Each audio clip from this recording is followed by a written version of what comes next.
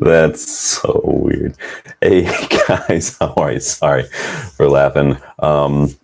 Welcome back to the channel. This is United versus Everybody. I am your host Sean, and I was laughing because I just got a quick glimpse at my thumbnail for not my best thumbnail by any means. It has just made me laugh. It looks like the cover from like a cheesy 90s, like a VHS cover from like a cheesy 90s movie, like where some little kid like discovers like angels in Old Trafford that help his team win or something. It just looks so cheesy. So I just couldn't help but laugh. But in any case, welcome back everybody. We're here tonight with a news roundup. We haven't done one of those in a little while. Obviously, it was pretty busy throughout the transfer window. We got news pretty much almost every hour, especially towards that last week. But we did get a bit of news updates today, some transfer news, some fitness news, some stadium news. I wanted to get your thoughts on all of that. And then the embargoed section of Tenhag's pre-match presser against Crystal Palace was released. So I thought I would just add that in as well and get your guys' thoughts on some of the other comments on there. So a little bit of handful of news and rumors surrounding United today. So we're going to talk a little bit about the stadium. We're going to talk about all that stuff. So in the stadium that the club put out today is coming off the back of a fan survey that they put out as well. Now, you have to be a member, I believe, to take the survey. But the survey is intended to get fan feedback on stadiums and whatnot. So only members can complete it. But apparently it's split into 5 sections. So I'm not a member because I don't give the Glazers my money, or I haven't given the Glazers my money. So let that be a lesson to anybody. But so there's 5 sections apparently they want to look at. It's who you are, how you watch games at Old Trafford, your current experience of match days at Old Trafford, kind of the same thing, your views on what's important as part of a regenerated Old Trafford, your views on the new build versus redevelopment options, and then whether you'd like to be involved in additional research, so basically just getting your demographic information. That's really where the money is these days with companies. That's why every time you go to a website, they want you to create a free profile, right? They just want your demographics, but that's a whole nother conversation. But we're going to get your thoughts on this today, because aside from that survey, the club also officially announced today that, and we got a little bit of this last time, it was like last month, maybe 2 months ago, with the guy, the architect Foster, but they've announced it today that Foster and Partners, a world-renowned architecture studio, is set to be appointed by United to develop the Old Trafford Stadium District. The company boasts an impressive portfolio, including the redevelopment of the Trafalgar Square and Lusail Stadium. They've already been brought in to revamp Carrington as well, if you guys remember that. So this isn't necessarily the Old Trafford itself or the new stadium itself. It's this whole surrounding area, almost like a campus of sort that this company is coming in to kind of work on. Similar to what like the LA Rams have done with SoFi Stadium and Hollywood Park out in California. And that's immaculate, by the way. If you haven't seen what the LA Rams have done with that stadium, it's like set into the ground. It can shift earthquakes and things. It's got all these other little things that are going on with it. It's got like concert venues. It's got like theaters in there. They have this thing called Cosm, if you guys haven't seen what that is yet. So it's like this big, you're basically in like a theater, but it's like a casual kind of theater, but there's this huge like wraparound, like bigger than an IMAX screen, but it goes from like floor to ceiling. It's like 50 feet. It goes all the way around, and it's like this immersive first person kind of experience when you're not able to be at an event in person. And so it's pretty cool. In fact, I've got some photos for you guys that I'll show you of what SoFi Stadium looks like and what Cosm looks like, because I'm sure you guys haven't seen that yet. So this is SoFi Stadium. As you can see, it's like a whole park. It goes along the river, obviously, Manchester United, Old Trafford. So that whole area, the quays and everything is right along the canal as well. So there's options there. I think they were trying to, the new stadium would be a little closer to like Media City along the canal as well. But as you can see, you kind of walk up to the stadium. You can kind of see the stadium in the background, but they've got this huge roof over here. All these columns apparently are like earthquake resistant, right? They're made to support the stadium, the roof, especially in case of any earthquake or anything, because California gets a lot of earthquakes. There's the fault line out there. But that is SoFi Stadium, and that is one of the inspirations for the things that United are looking at for this new stadium build. And this is a photo of Cosm, that thing I was telling you about. So you can see everyone's kind of chilling. They got this theater-like setting, but this screen is like floor to ceiling, literally like 50 feet and like 100 feet, and you can see it everywhere. It's pretty legit. I am a big fan of that. So now this isn't me saying I want a new stadium, demolish Old Trafford, or anything. This isn't me saying, this is just me talking about the news, talking about the options, what the club are putting out right now, and what some of the options. Now, remember they appointed the task force, and the task force is looking at all contingencies. They're meeting with all sorts of representatives. Sebastian Coe, Gary Neville, these guys are all on there. They're all doing their best to make sure they can come up with the best option. So that is one of the inspirations is SoFi Stadium. So Mark Critchley with The Athletic, he has reiterated that stadium builds don't count towards your PSR accounts. So they're categorized as assets. So we don't have to worry about PSR influencing a stadium build. We'll be fine as long as we have the funds. But I've seen some reports that the reported price tag of this new stadium is starts at like $2 billion. SoFi was like $4.5 billion, I believe.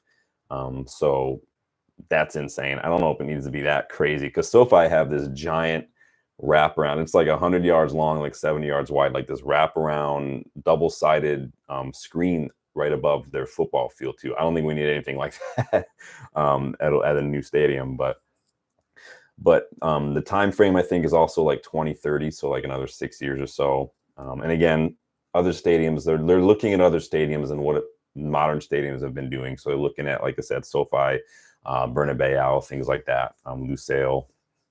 So the task force will make its recommendation before the end of the year, new stadium or redevelop Old Trafford.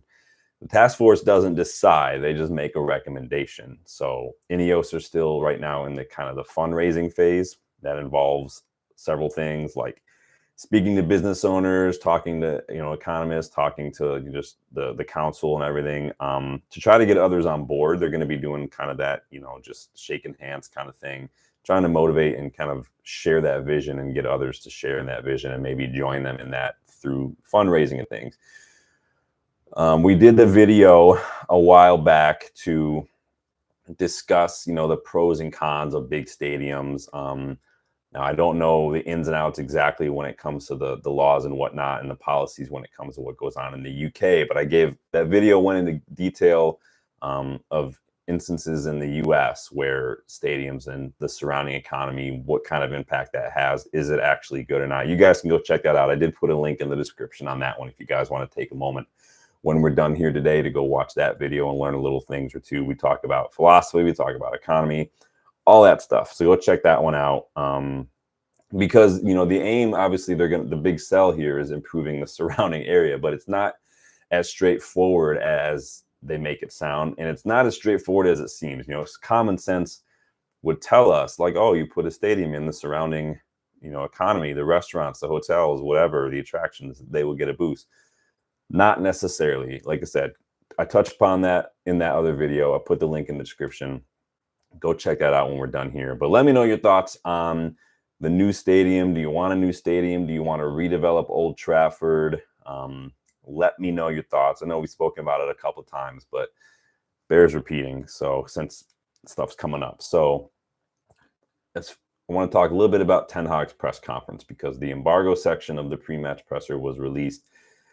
He was asked about a few players, a couple different things going on at the club. So he was asked about Marcus Rashford, particularly Marcus Rashford's return to form. Ten Hag praised Rashford's resilience. There's that word. We've spoken about resilience many, many times. I think there are lots of ways now that mental health is being so openly discussed in football and sports in general, that it's less stigmatized now. You've got a lot more players coming out. I think there's a lot of opportunity there for mental health professionals to really work in a more one-on-one capacity with some of these players, to really tailor kind of some of these interventions and tools for them in terms of resilience, mindfulness, reframing, self-talk, all that kind of stuff. But that's a story for another day. Danny B in the house. Big up, Danny, man. How's your back doing today, my guy? What do you do when your back's hurting all day? I mean, I would feel like I just want to lay down all day. That would be a bummer, but hope you're feeling good, man. But Tenhag praised Rashford's resilience, his ability to fight back after last season's struggles. He challenged Rashford to continue this run of form. He was then asked if there's anything that he and Ruud van Nistelrooy have been doing, Tenhag and Ruud van Nistelrooy have been doing to get Rashford back. And he said, Rashford needed help, but at the end of the day, he has to do it himself. He's got to get his life right. He's got to get his training attitude right, his match attitude right. The Belfast incident was brought up, and the question was posed, did Rashford realize, after that, like what he needed to do to make some changes? Ten Hag said, I think he's on the way back. He always knew, and every player knows, when your lifestyle is not right, you can't perform. You don't get the right levels when you don't have good and disciplined life away from Carrington. So that's interesting. Those comments from Ten Hag. He basically comes out and confirms that what Rashford was doing off the pitch was not the best. So it'll be interesting to see, what the pundits and everybody make of that, because I can already hear the swords sharpening right now. The knives are getting out. The bully chants are starting to come out again. So if Rashford has a bad game tomorrow, it's going to be, Ten Hag's a bully. He pressured him, this and that. It's just what's going to happen. So Danny says, I'm better, a little better, moving around again. Thank God. Yeah, man. Thank God. Back's no joke. Glad you're doing a little better though, pal. Ten Hag was asked how impressed he's been with Ahmad and how important Ahmad will be to the side moving forward. Nick, welcome back, buddy. Hope you're ready to rock that New Jersey tomorrow to support these games against Crystal Palace. You have to take a photo. So on Ahmad, Ten Hag said, since January, so you got to remember, I know we were all crying out for Ahmad last year. He was injured for a big part of the season last year. So he kind of came back in January, he was getting back to fitness. Then we saw him towards the later half of the season. Ten Hag said, since January, Ahmad's been doing very well and has made big progress. He's a consideration for every game, basically. It's a good problem to have, this rotation when it comes to midfield. It's great that Eriksen can come in, and if Eriksen can sustain that form that he's shown the last couple matches, that's only good for us. I'm not saying we plan for Eriksen or Casemiro for the future, but if they can maintain, then there's nothing wrong with that. Same with Ahmad. I think Ahmad is contention for me to start. It's anyone's guess. It's like if you had to choose right now between Ahmad, Garnacho, and Rashford to start on two wings, that's a difficult one to do. So I think that then you kind of look at who has a good impact off the bench, and I think you're looking at Garnacho in some way. Nick says, yeah, New Jersey, awesome. So Mount's injuries were brought up in light of what we spent on. The question was asked, given what we spent, the big fee we paid, how are his injuries doing? And Ten Hag said that we've already seen glimpses this season from Mount and what he's capable of, but he needs a longer period where he can train with the team and get up to speed. He said, I'm sure that once he's in a normal run-in, he'll improve. He was then asked what position Mount is going to play. Where does he see him on the pitch, basically? And Ten Hag says he doesn't know because he hasn't been available, so he can't figure that out. He has to be available, and then we can integrate him and see what's going on. It's funny, but at the same time, it's a little frustrating because did we not have a plan for Mount when we bought Mount, when we prioritized Mount, when we gave him that number 7 shirt? Like, should there not have been a plan there? It's a little frustrating to me. It either shows just poor planning or just cluelessness. You guys let me know what you think about that comment. I was a little frustrated when I heard that. I mean, I get it, right? It's hard to know how he's going to fit when he's not ready, but at the same time, was there no plan when we got him? Ugarte was brought up, specifically his bright start to life at Old Trafford. Ten Hag said he's in the process, and he has to come into the team and know the game model, the principles, the rules, his teammates, and what he can contribute. Ten Hag says we're in that process, and it will take time, but it will come. And you can already see that he'll be a good player for us. So I think we can all see that too. Ugarte looked a little rusty still, like he wasn't quite match fit yet the other day, but I liked what I saw. And so hopefully as his legs get more fit and he's able to get around a little bit, I think we got a good little player there. I like his attitude. He went down. He got that bad little knock, started bleeding on the knee. and he was more angry than anything at the other players. So I like what I see from him. He's got that. He's like that Leacha, but he's a midfield Leacha. Danny says Mount should hand over the 7 shirt next season. We will see if Mount will even be here next season. I remember I said I did that video on Mount, like it's going to be a big season for him. It could be make or break. And if it doesn't get any better, I could easily see him being, loaned or shuttled off to like Forest or like West Ham, maybe even Aston Villa as well. Just because he's not been fit. It's been 2 years and he's barely been fit. Like, it just is what it is. He's going down that Luke Shaw route. So we'll see what happens with Mount, but let's just hope he gets fit. Let's hope he gets back and hope he performs. And that's all you can do. And the cards will fall where they fall at the end of the season as far as that goes. But we know that Omar Barada is pretty strict when it comes to how much time he gives players to make an impact. And Mount's at that 2-year mark already coming up this season. So we'll see if the axe is swung and we cut our losses in that regard. But I do agree that 7 shirt, we've not seen it on the pitch in the last year. So it's not a good look. We need a 7. I think it was too early to do it for Garnacho last season. I think that if Garnacho has a season like I think he's going to have, like I did in that video the other day, where I think this is going to be the year of Garnacho, go check out that video if you haven't yet, then I think that that's a good way to make sure he stays at the club a little longer. It's a good way to reward some of that. Give Garnacho the number 7. Why not? So Tenhag said that he was asked about injuries on Mount. He was asked about just fitness, specifically last year. He said, that the club has taken, he said that there are things you can kind of plan for and things that you can't, and that's kind of football. But he did say he and the club this summer to review their overall fitness and kind of take a look at how you can prevent future injuries. I think the big thing you can do to prevent future injuries is completely overhaul the medical staff. Just sack them all, bring in all new, modern, world best in class physios, and let them do their thing. Because the ones we've had have not been good. So you guys let me know your thoughts on some of Ten Hag's comments on Rashford, on Mount, Ahmad, stadium. What'd you guys think of this idea of the new stadium? Are you guys members? Did you take a look at that survey today and get your thoughts in? You guys let me know. And we get a little bit of transfer updates potentially as well. It's been a while since we've spoken about transfer news, right? So this is coming from Dean Jones. Again, rumors, nothing set in stone, but we want to talk about it. So according to Dean Jones, United's chiefs are so impressed with Sver Nypan that a deal could be brokered in January to bring him to the club sooner than anticipated. Right there.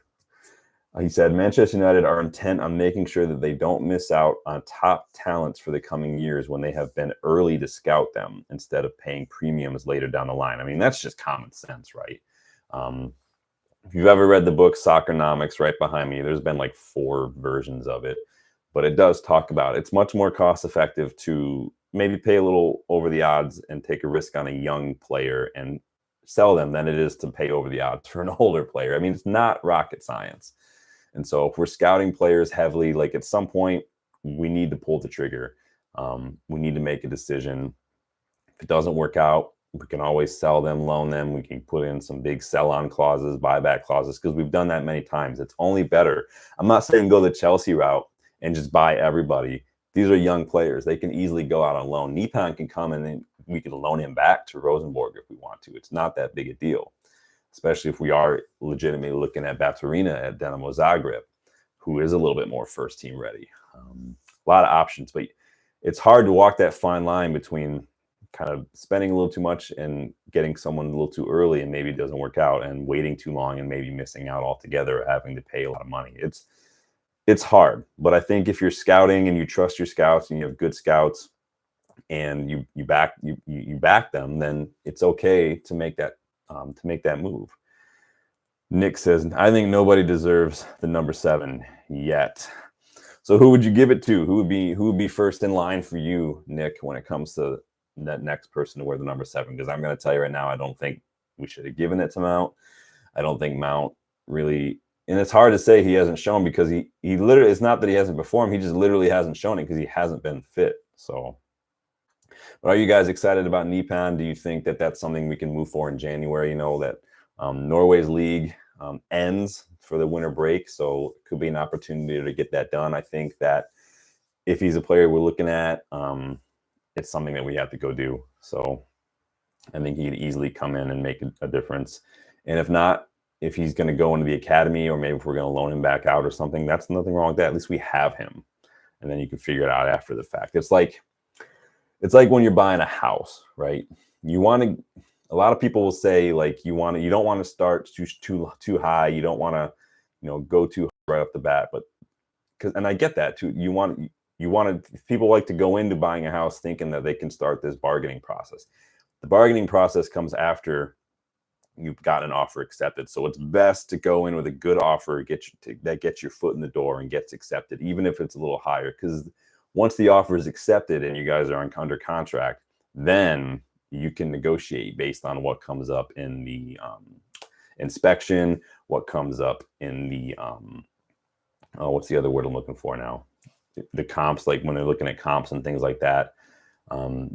The appraisal, sorry, that's the word I'm looking for. Then you can start negotiating, but it's good to just get these young players in, get them and see what they got. So we're doing it a lot though. Like Overy was confirmed, Luceo was confirmed, Obi Martin's coming in, Kone as well. Like we're doing a lot. I like the way we're doing that. Christian Falk has had a little bit of a transfer update. He has apparently claimed that there is a big chance that United could sign Leon Goretzka in January if we were to knock on Bayern Munich's door. Goretzka is understood to be committed to Bayern Munich, but his current situation isn't good, and United were previously interested. I haven't even been paying attention to the Bundesliga really at all this season yet. Has Goretzka even been playing? Let me check FootMob real quick here. I call him Kramer because he looks like Kramer from Seinfeld. One match so far this season, and he's only played 9 minutes, and that was in the Champions League, and he got a goal. But everybody got a goal against Zagreb the other day. But literally, he played 1 minute of a match beginning of the month, so he's really not played. What do you guys think of Goretzka? I know that he was. We were linked with him before he went to Bayern, right? He left. What he left? Schalke. Was it Schalke he was at? He left for free. Danny says, I heard he fell off last year. Have seen much of him in years, to be honest. Yeah, I know that there was some stuff coming out last year that both Goretzka and Joshua Kimmich were not really in the plans. It sounds like Kimmich is still there. Sounds like Goretzka. I mean, I don't even really know what Goretzka's like, what his profile is. Like, I know Goretzka, but like, he's not like this deep playmaker. He seems like a kind of like a box-to-box kind of player who's just kind of getting up and down the pitch a little bit. Which kind of like maybe like just a McTominay who's just a little better on the ball, perhaps. I don't know. Like I said, I don't watch a lot of Bayern Munich personally. I watch probably more Leverkusen, more Leipzig, if anything. I watched a lot of Frankfurt when they had a lot of really good players and when they were doing really well a couple of years back. But and then I watched a little bit of Freiburg when what's his face was still there, Senator Schlotterbeck.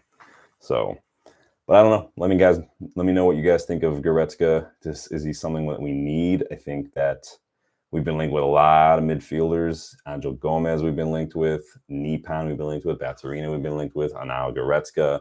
Ederson, the links with Ederson at Atalanta won't go away. And he had a really good game against Arsenal yesterday. So it's going to be interesting. It's going to be funny if Arsenal don't get out of their group, but Nick says Goretzka is a good player, just a 7.5 for me. Yeah, I think it's not a player to me that gets excited. He's like a depth kind of a thing. Danny B says, pass, that's a Glazers move. Wait for Gomez and Nypan. Yeah, I think that he is one of those Glazer kind of signings, right? He reminds me of like when we would bring in like Weghorst or something. Kind of he almost feels a bit like a stopgap, and so I would not want to miss out on someone like Angel Gomez or Nypan or Baturina because we got in Goretzka and he's on, it's like Rabiot kind of like he's on too much wages. Like I would not want that to be the reason we can't make other signings. So probably a pass for me. Let me know what you think. It sounds like Danny agrees. I like the idea of looking at Nypan, Baturina, Angel Gomez on a cheaper free. Could be a really good shrewd piece of business, almost as shrewd as Mazraoui. I think the fact that we got Mazraoui and DeLitt for like less than what Everton wanted for Branthwaite is probably the steal of the century, which is great because I'm tired of getting our pants pulled down by teams like Leicester and whatnot, Madrid. Like, let's start being a little smarter with that because we've got some quality. Mazraoui came in and he's instantly like top 3 right backs in the league already. Fight me if you don't agree because that's just the truth. But Goretzka, probably a hard pass for me. We got some team news today. So Victor Lindelof has returned to training. Dan Gore is back. We also have some photos of Tyrell Malacia in training. Malacia is not full training yet. I think he's been doing like some rondos and whatnot. But maybe that's a reason we didn't look too hard at left backs. Maybe Malacia is not that far away from full return. Doesn't really fill me with confidence. Malacia, like, great. I love that he's getting back to fitness and maybe it's good for him to get back to the club. When he did play, he just never really seemed like a player that moved the needle for me. Again, he's older than people realize as well. He's like 25. So I think he looks young. So people think he is young. He's not young. So he's really at an age where he should be doing a lot better if he's going to be Manchester United Premier League quality. And I just haven't seen it. So probably best if the left back situation is going to be interesting in this coming summer. We've all had our thoughts on that. I put out a couple of videos now on left back targets. I put out that video on Luke Shaw. This is make or break for him. My thoughts on that are pretty much academic at this point, but at least Malacia is coming back, so we'll see what happens there. And then Stephen Railson with the MEN has reported that Rasmus Højlund has actually traveled with the squad for tomorrow's match against Crystal Palace. So maybe there's actually an outside chance that Højlund is back in the matchday squad. I didn't see if Mount traveled or not, but it sounds like maybe Højlund his issues were not as bad. But I need Højlund to stay fit for a bit because he's had a few injuries already. He had a back injury when we signed him, and he's had some of these other issues that have been coming up. It's hard when you're a player, especially a young player, and a lot of your game is built on pace and power. You're putting a lot of strain on those muscles. We saw this with Gareth Bale. And I hope that we don't see that same thing happen with Højlund. But let me know if you think he's going to make it into the matchday squad tomorrow. Let me know if you think that we're going to see some minutes from Højlund tomorrow. So maybe he'll get a goal. You never know. But and finally, in some banter news, just thought I'd throw this out there too. I also posted this on Twitter earlier. Alejandro Garnacho now has 7 goals and assists, which is more than Gabriel Martinelli, Bukayo Saka, and Gabriel Jesus combined. So suck on that, Gooners. You can't spell Arsenal without Ars. Time to order a case of Gooner Tears energy drink. And I think that might be the next thing I order from Amazon because I am a Prime member. So let me know your thoughts on that. Tag a Gooner and let them know the stats because it is what it is. They'll find a way to blame it on the refs because that's what they do. But in any case, a little bit of updates tonight. Just wanted to get your thoughts on the stadium. Obviously, you get your thoughts on some of the transfer news. Anytime I get a chance to talk about Sverre Nypan, I'm going to take it because this kid really excites me. He looks like a little Odegaard in the way he passes. The offset rhythm that he passes, I think that could be a really, really great asset for us if we can somehow get this over the line. I think in a few years, he is going to be an absolute world beater in terms of a playmaker. So he was one that gets me out of my seat. He's one that's going to excite fans if he gets over the line. So let me know your thoughts. That's going to do it for me today. I will be at Loaded Dice Brewery tomorrow with the Detroit Red Devils group. So big up Loaded Dice, big up Jeff for opening up for us, and big up Detroit Red Devils. Can't wait to get back. It's been a little while just with the kickoff times and whatnot. So I'm glad to get back, glad to hang out with everybody and just watch some footy.